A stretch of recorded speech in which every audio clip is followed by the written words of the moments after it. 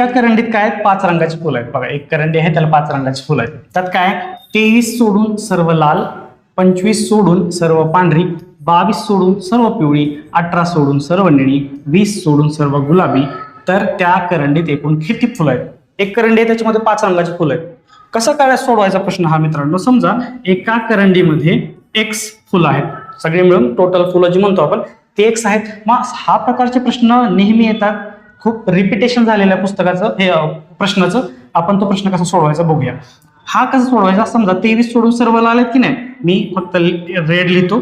तर काय लिहायचं? x वजा 23. 23 सोडून सर्व लाल आहेत, ह्या x मधले 23 सोडून सर्व लाल आहेत. x काय आहेत? तर करंडीमधील असलेल्या एकूण फुलांची संख्या. मग पुढं असं सोडवायचं, पांढरी म्हणजे समजा व्हाईट करूया आपण. काय लिहिले?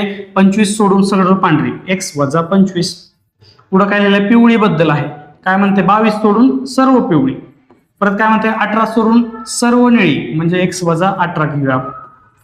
परत काय लिहिलंय? 20 सोडून सर्व गुलाबी, गुलाबी पिंक, x वजा 20 आलं. बरोबर.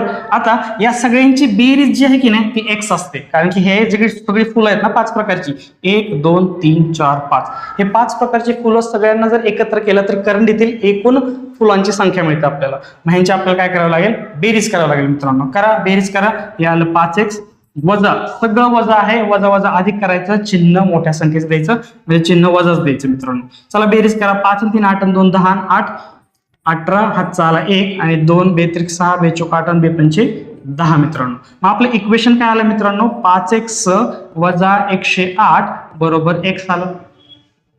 या सगळ्यांची बेरीज आणि करंडीतील एकूण संख्या. मग आता काय करू? 5x आहे तसं लिहितो. हे x काय करू? इकडे आणूया, 108 पलीकडे नेऊया.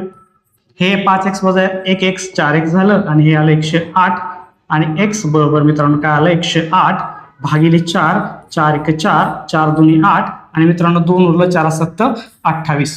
मग आपलं x ची किंमत काय आली? x ची किंमत आली 27, जे की आपली एकूण करंडीमधील फुलं होती. मग एक ऑप्शन बघा 1, उत्तर आलं आपलं 27.